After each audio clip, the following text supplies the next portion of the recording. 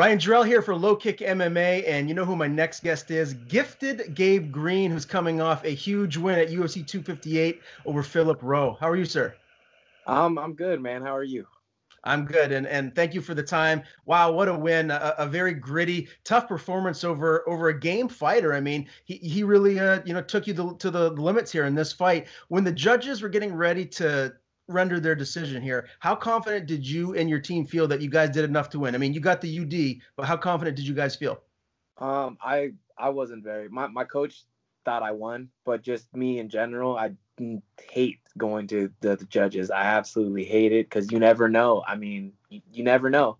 So it's a lot. It just feels so much better knowing that you finished because then you know your hand's going up, and just waiting there is just agonizing. So I'm definitely gonna do all I can to make sure that doesn't happen again. I watched every second of that fight twice now. And in the third round, Daniel Cormier was saying he was surprised that you wanted to go back down to the ground with him after you were landing, like just you basically demolished that leg of his. Looking back on that now, do you feel like that was a big error on your part? Would you have just rather just kicked it a la Justin Gaethje?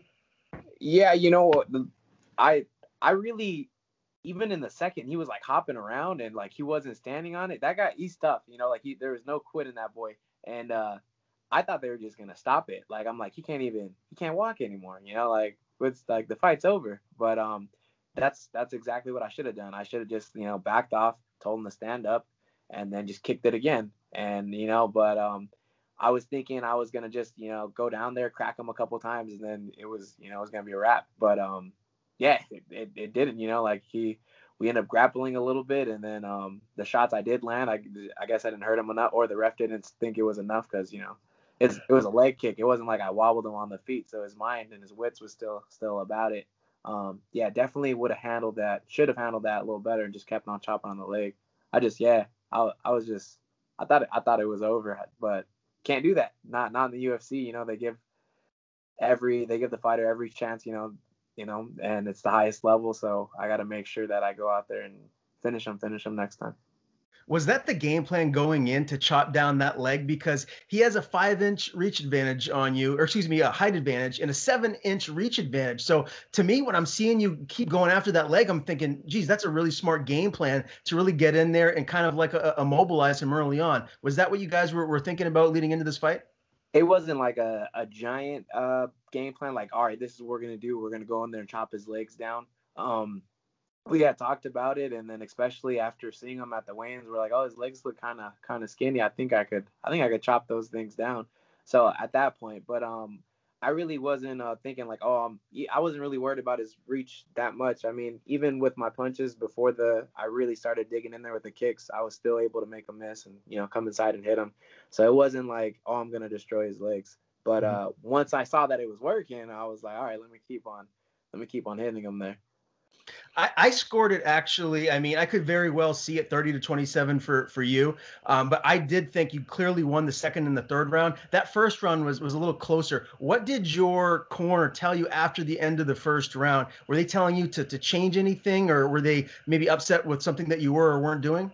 Yeah, they just they wanted me to actually like be first, go and give it to him. Going into the first round, I was still, because that reach is something.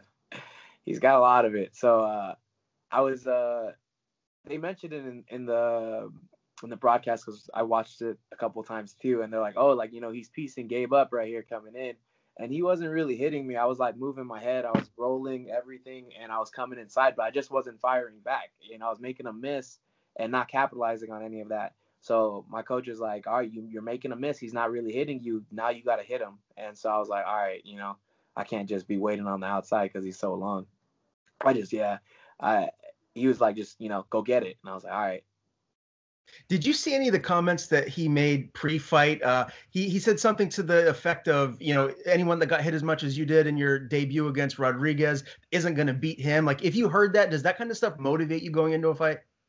I mean, I didn't hear any of that, but I don't care what anybody says at any time.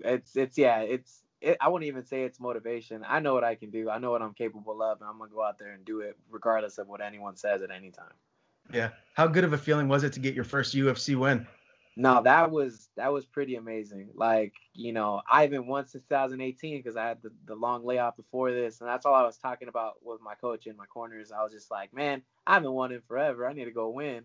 And luckily, even though I made some mistakes and I couldn't handle the fight differently, I did bring home the dub, so that's the most important part. And I just wish I would have finished them. I needed a it ain't no more decisions. Forget those. They suck. Having your hand down and not knowing if you're gonna win or not, like, it's the worst feeling ever. Well, I mean, losing's worse, but as far as winning goes, it's pretty bad. It's just it's just you're just like, you don't know if you did enough.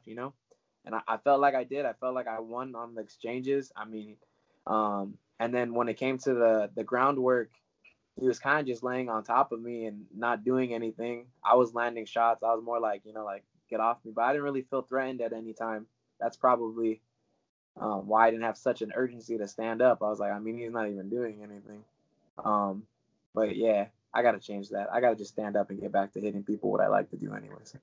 Well, you clearly did a lot of that in this fight. You landed some monster shots really throughout the duration of the fight. And we talked a little bit before we went live. This was your first decision victory as an amateur or a pro. So you're not used to really going to these decisions. But again, the silver lining, you logged some cage time. So that must feel pretty good.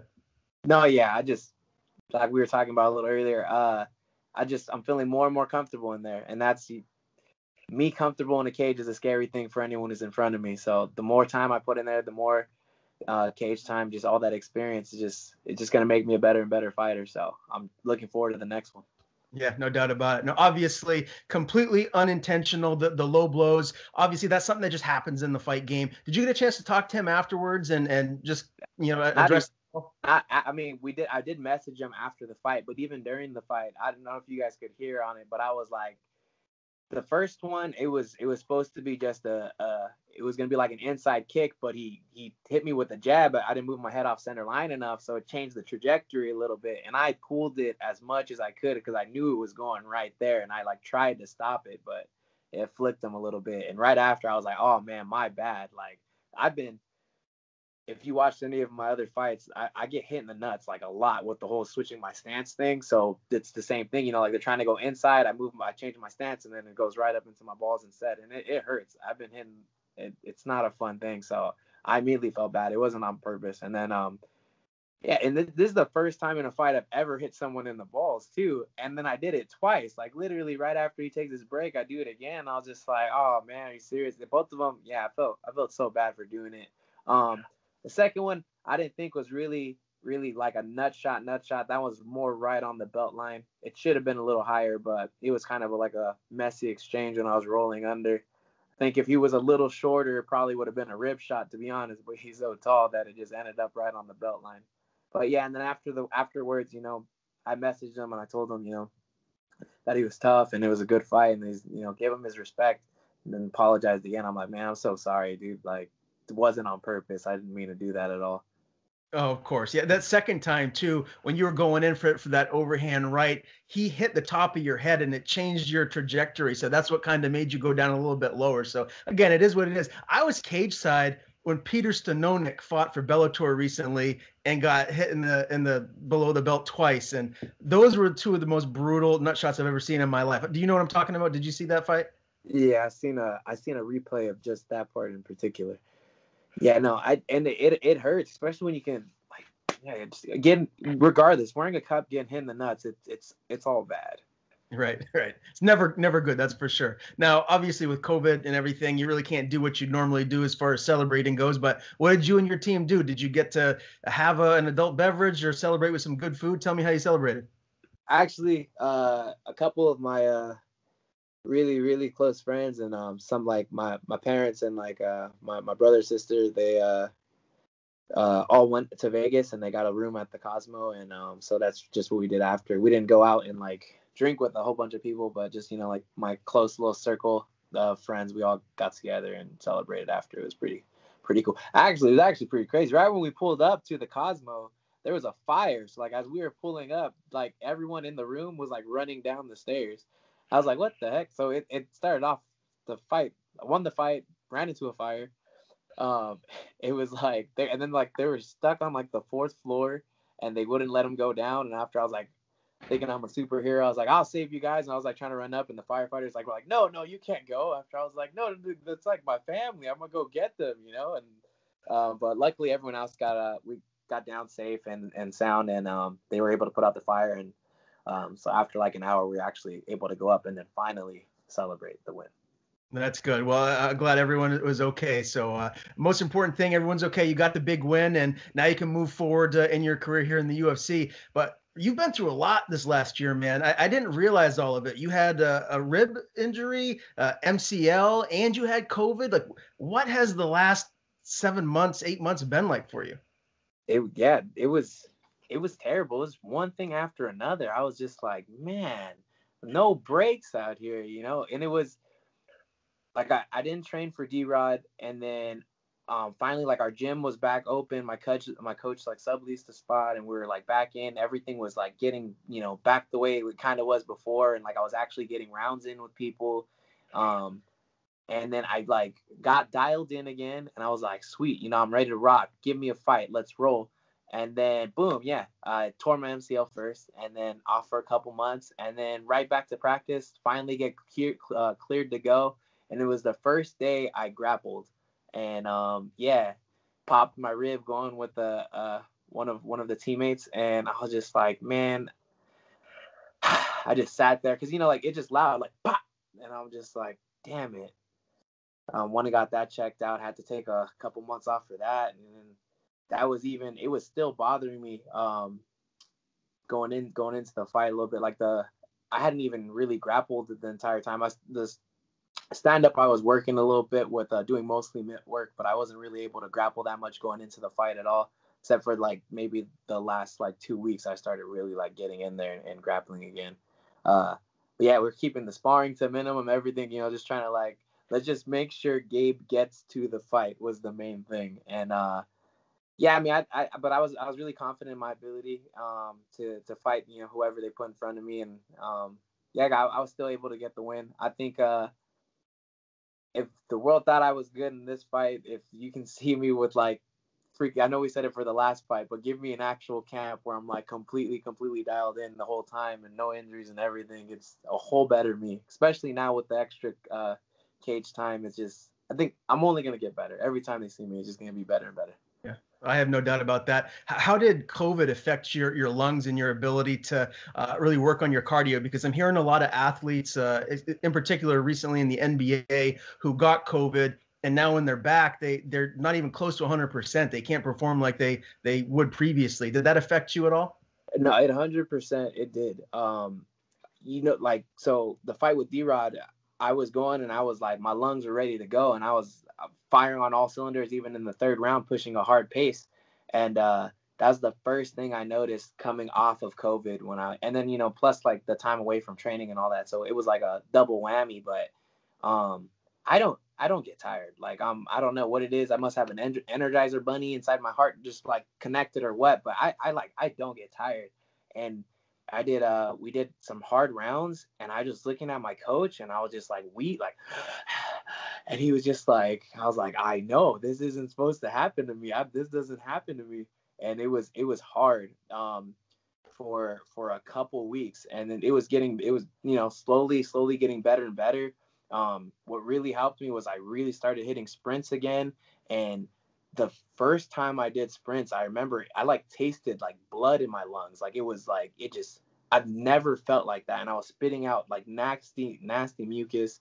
And my actual time with the coronavirus, it wasn't really bad. Like, I had one night of chills, and that was pretty much it. Like then I did my weeks off, but, just to make sure that the quarantine and all that stuff. But yeah, going back I hadn't realized when I really tried to open up my lungs, they weren't doing it like they used to. But luckily I was able to get, I still had a pretty good cardio going into this fight, but I definitely think there's even more room to improvement. Hopefully I can get it back to what it was before. I'm sure I can, because it's coming back slowly but surely. But yeah, it's funny because my brother's a nurse too, and he's like, how do your lungs feel? I'm like, no, I'm good. That's all I kept on telling him, because I didn't want to tell him that. I was like, no, they're not that good. It was funny, but yeah, if I'm telling you, if the fight would have been like another 2 weeks later, just everything would have been better. But I was able to get the dub, so that's all that matters. Again, yeah, that's all that matters. I'm curious too, looking at your career now that you're in the UFC. You fought, you had a great amateur and pro career early on. Then you finally make it to the UFC. Your debut, you took on 4 days' notice, if I'm not mistaken, against Daniel Rodriguez. Is that something that you would have done if you could do it over again? Would you be a little bit more careful with accepting a UFC debut, or is it just like, okay, I got the call, I have to fight regardless of what shape I'm in? So I would have took it regardless. In After my last fight prior to being in the UFC in 2018, the UFC hit me up and they told me to come fight for them. I had to decline it because of injury, and then a couple months later, at that point, right after I had my surgery, because I was on a wait list, they called the day after my surgery. They called me again and they had me, they wanted me to fill in for somebody else. I had to tell them no again. And I was just like, man, just thinking like my life is, slipping away. I'm over here training my butt off, trying to get to the point where the UFC wants me, and they're calling me now, and I had to shoo them away multiple times now. So even though I wasn't training, I knew mentally I was strong enough to go in there and just throw my best and not back down. So as long as I had a body that worked, I was gonna take that fight regardless. So yeah, DRod, if they would have offered me that anytime, it would have been a yes. As long as I had a working body, I was definitely gonna say yes after telling them no so many times before. Gotcha. Now, is that a fight that you're hoping to run back at some point soon, or? Hell yeah, I would love to fight DRod again. That was fun, and I say it a lot. People ask, I love to fight, and he didn't back down. We were standing right there, we were going like toe to toe, and that's exactly what I love to do. So with a full on camp, or even with the like 5 weeks that I had for Rowe, you just give me that some time to dial in and just be ready for him. Take that fight all day. Yeah, I'm sure that would be a fight that the fans would love to see run back again here. Tell me a little bit about yourself outside of training MMA. I mean, obviously, people outside of your immediate friends and family, they know everything about you. Like others don't. Like, tell me a little bit more about yourself. What hobbies do you have? I'm pretty boring, I'm a goof. That more than anything, I just joke around a lot. I just stay in the gym, to be honest, as much as I can. So that's all it is. I just train. When I get out of training, I just want to hang out, chill, relax, But I do enjoy making people laugh, so I'll just goof around with my friends, watch movies, nothing crazy, just eat a lot of food. If anything, that's what it is. I'm a fat ass for sure. What's the weakness? Like for me, it's pizza. I could eat pizza all day, but I'd blow up. Pizza Yeah. all day. My favorite is deep dish. But yeah, any kind of pizza, just you put in front of me, it's going down. It's yeah. My mom's Italian, so it's just like it's engraved into me. Yeah, well, I'm with you there 100%. Let's talk about this 170-pound division, man. Obviously, the main event of UFC 258, the fight you just competed at, that card was Usman and Burns. What did you think of Kamaru's performance?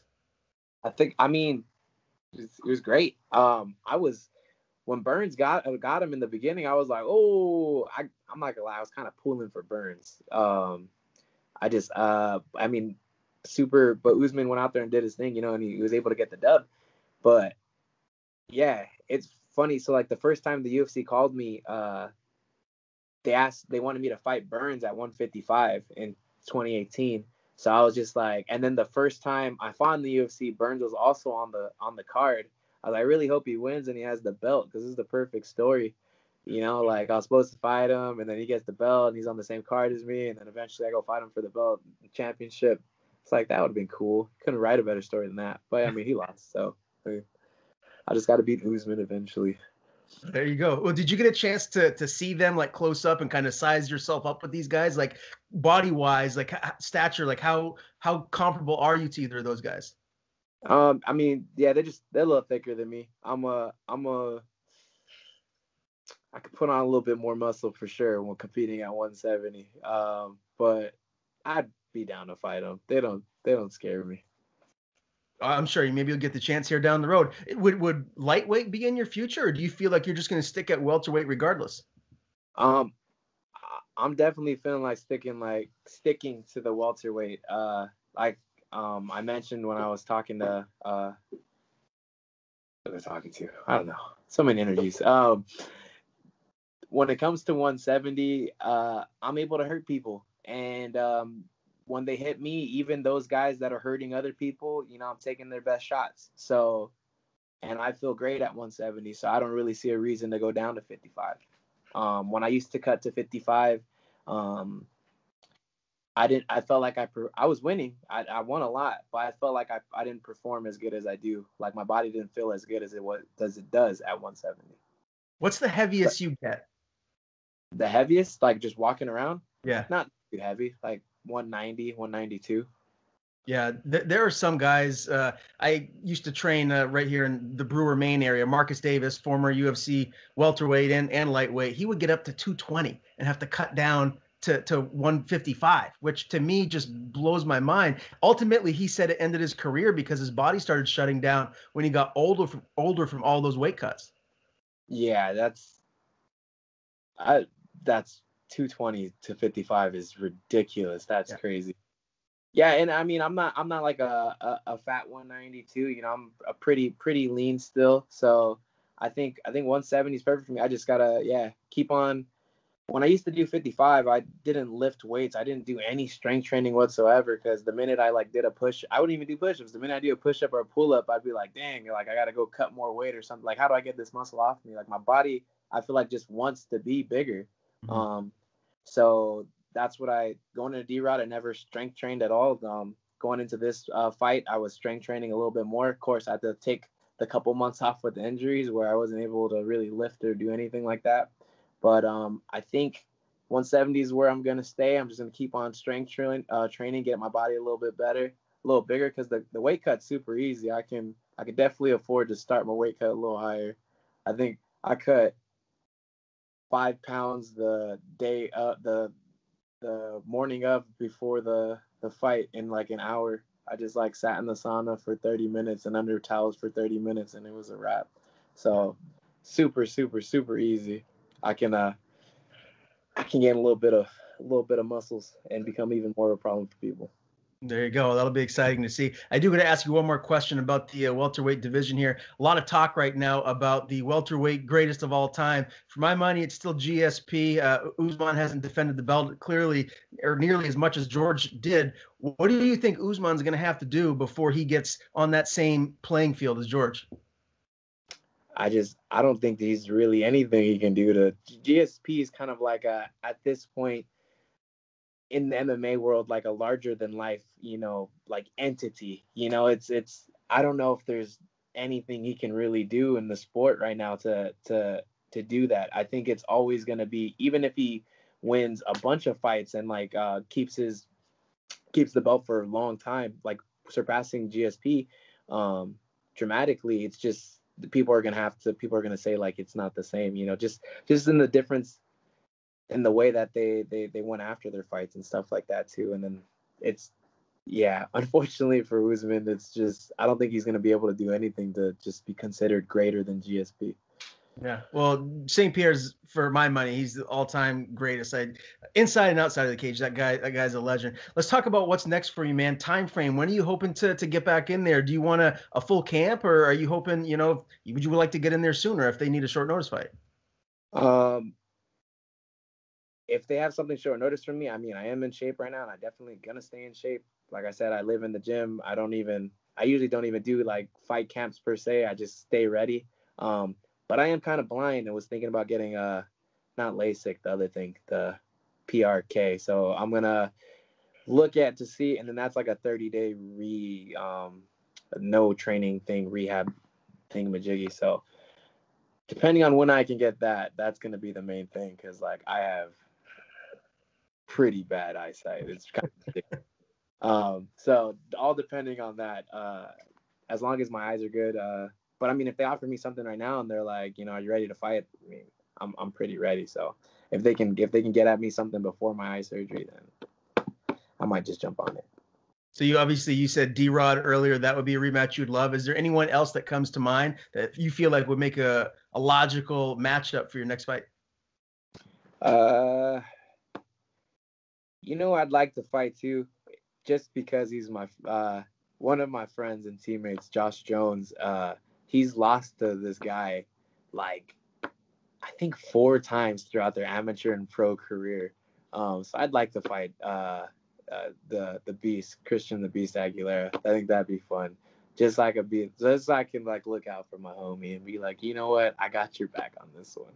I think that'd be a fun one too. He likes to bang, so I'd be super into that one. How would that fight end?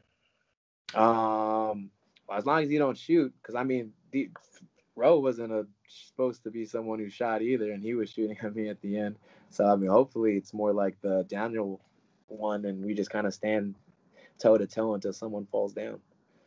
Very good. Well, I know that's a fight, obviously, that the fans would love to see as well. Well, hey, listen, again, congrats on the win, man. That was a very impressive performance. You really showed the MMA world just who you are and that you're going to be a problem for this welterweight division moving forward. Before I let you go, if you got any sponsors, anyone you want to thank or plug your social media, the floor is yours. Yeah, it's at Gifted Gabe Green. I made it super simple after Gifted Gabe Green on Instagram, Snapchat, Twitter, TikTok. I'll be doing the dances. Check me out. Now, and then just shout out to my team at the Body Shop. Shout out to Sub Fighter, Cryo Spot, Smoke and Fire, and just everyone who supports me. Just thank you, and thank you for having me.